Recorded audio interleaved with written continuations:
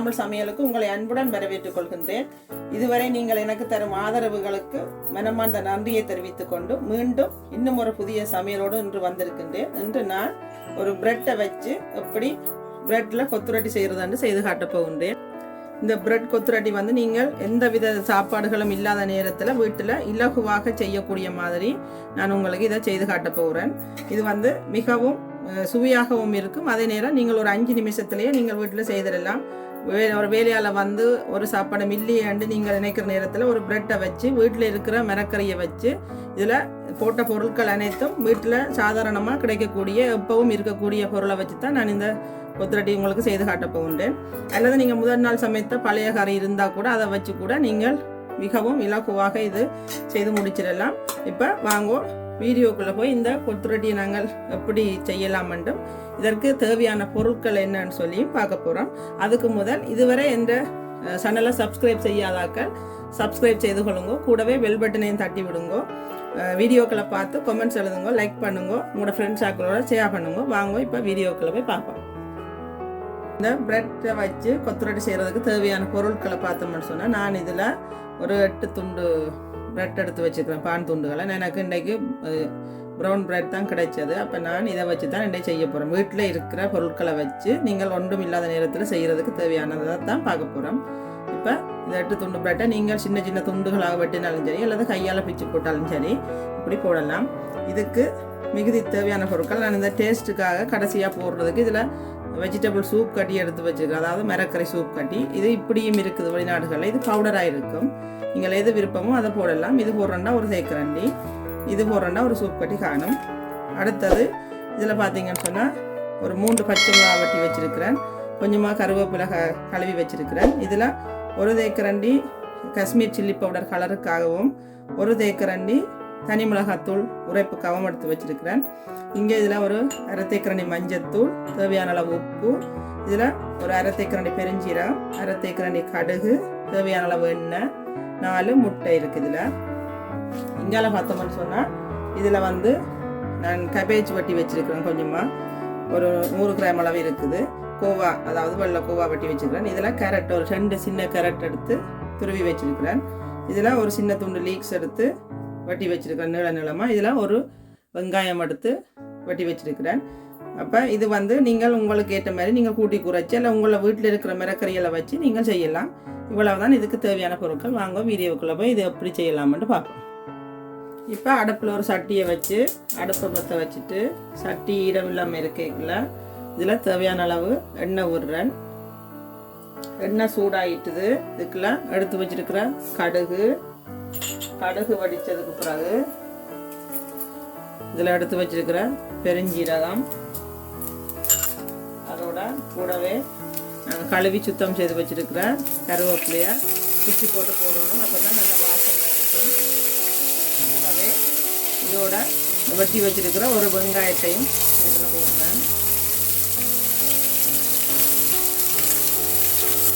இதையும் போட்டு இதுக்கு தேவையான அளவு இந்த வெங்காயம் விரைவாக வதங்குறதுக்காக கொஞ்சமாக உப்பு போட்டு இதை வதங்கிடுவோம்.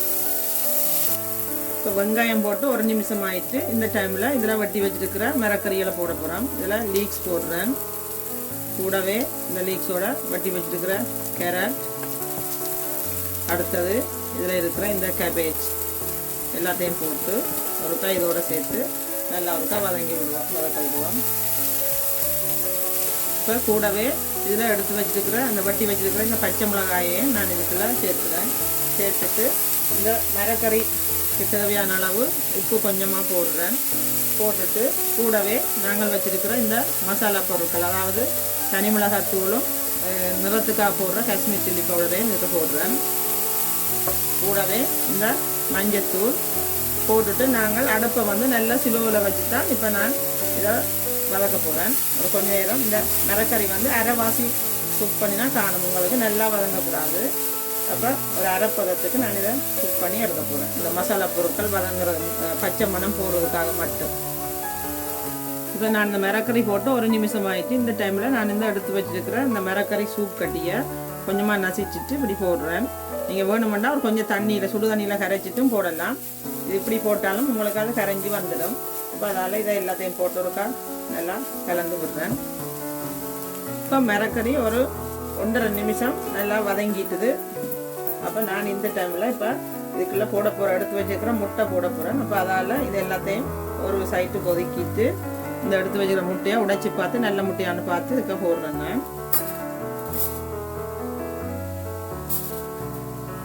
4 முட்டையையும் இதுக்குள்ளே போட்டுட்டு இப்போ இந்த முட்டைக்கு தேவையான அளவு உப்பு போடுறேன்.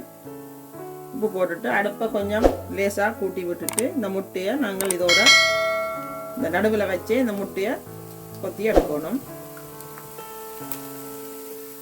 இப்போ இந்த முட்டையை நான் இந்த நடுவில் இந்த இடத்துல வச்சு நான் இதை கொஞ்சம் கொஞ்சமாக கொத்தி எடுத்துட்டேன். கொஞ்சம் இந்த ஈரத்தன்மை இல்லாமலுக்கு வந்ததுக்கு பிறகு தான் நீங்கள் மரக்கறியோடு சேர்க்கணும். அப்போ தான் உங்களுக்கு சாப்பிடும்போது அந்த முட்டை வந்து வெளியில் வெள்ளை வெள்ளையாக தெரியக்க நல்லா இருக்கும், பார்க்கவும் சாப்பிடும்போது கடி உடைக்கையும் நல்லா இருக்கும். இல்லைன்னு சொன்னால் எல்லாம் மரக்கறியோடு ஒட்டுப்பட்டு குமைஞ்சு போய் வந்துடும்.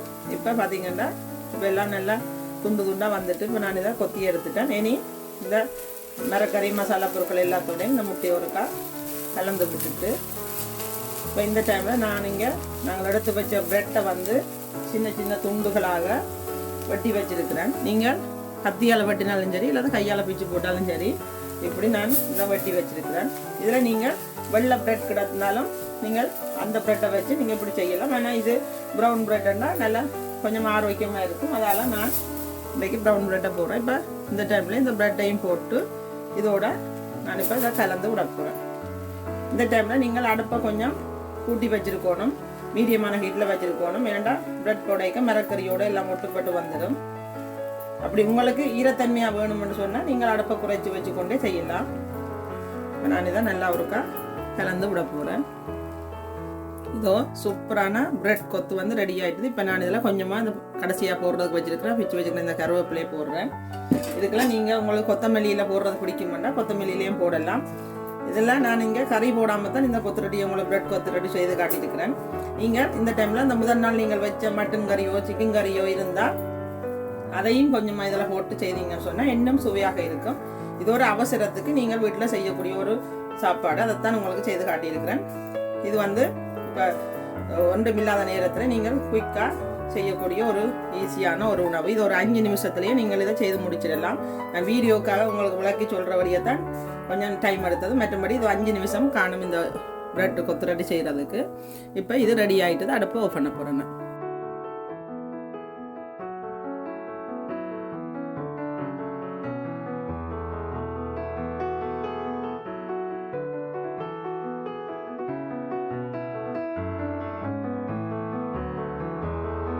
இதோ நாங்கள் என்று செய்த இந்த பிரெட்டை வச்சு சிம்பிளாக நாங்கள் செய்த இந்த பிரெட் கொத்து சூப்பராக ரெடி ஆயிட்டுது.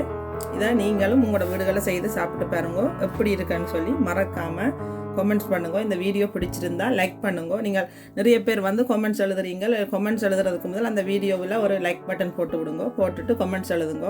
இதுவரை எனது சேனலை சப்ஸ்கிரைப் செய்யாதாக்கள் சப்ஸ்கிரைப் செய்து கொள்ளுங்க. நீங்கள் சப்ஸ்கிரைப் செய்து போட்டு கூடவே பெல் பட்டனையும் தட்டி விட்டு அந்த ஓல் என்ற ஆப்ஷனையும் தட்டி விடுங்க. அப்பொழுதுதான் நான் போடும் புதிய வீடியோக்கள் உடனுக்குடன் உங்களை வந்து சேரும்.